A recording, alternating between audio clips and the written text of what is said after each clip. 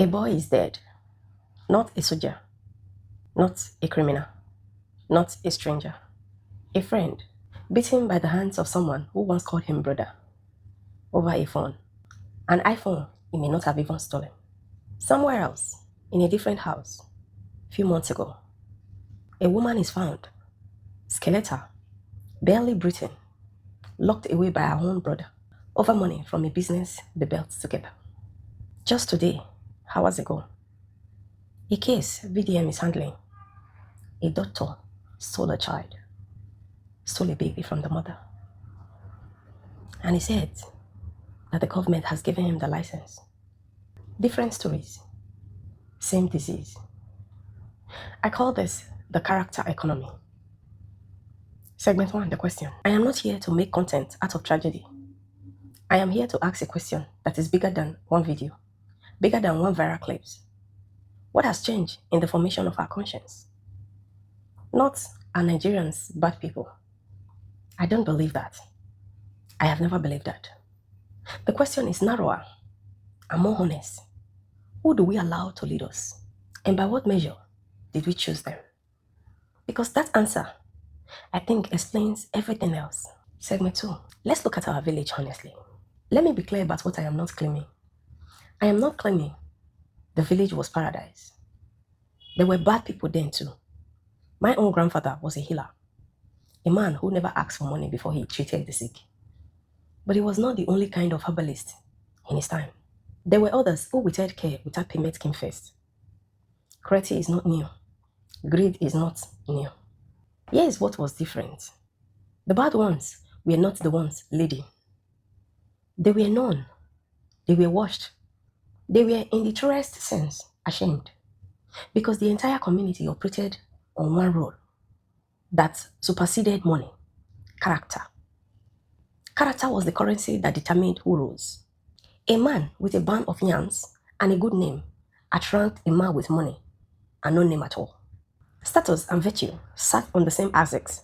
If you did wrong, the shame was not private. It was communal, immediate, and it cost you standing you could not buy back. This is not nostalgia.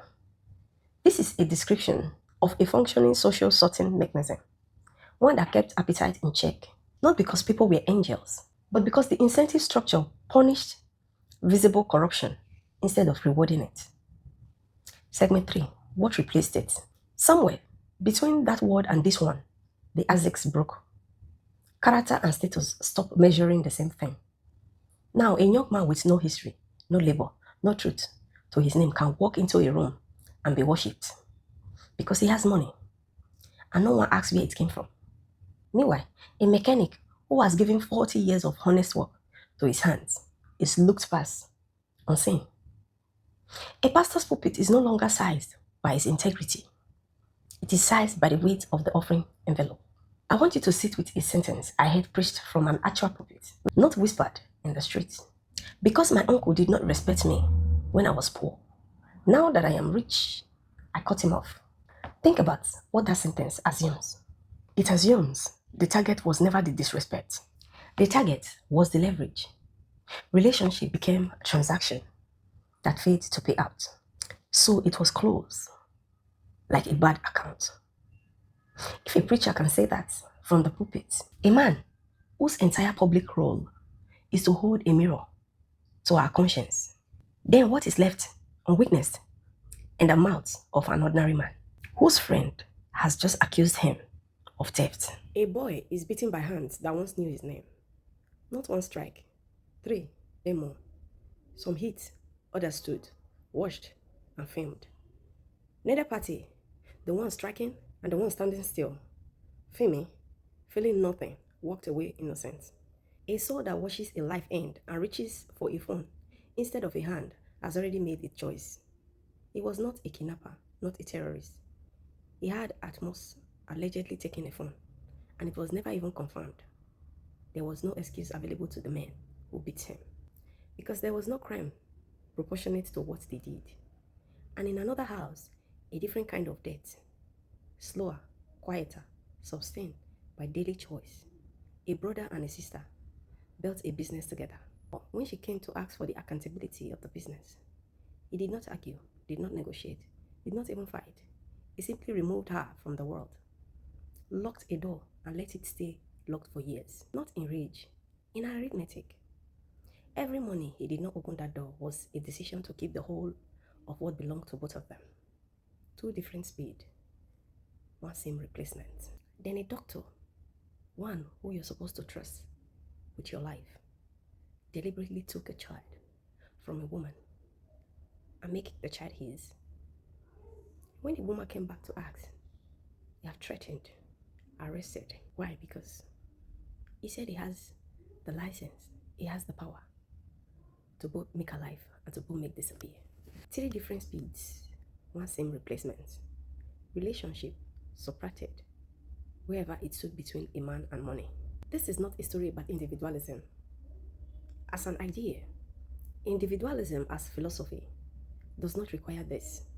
This is a story about vacuum, the space left behind when an old accountability structure was dismantled and nothing capable of restraining appetite was built to take its place. The West went through its own version of this during its industrial transition, a full century of upriver before new institutions, courts, safety nets, and civic structure matured enough to absorb the shock.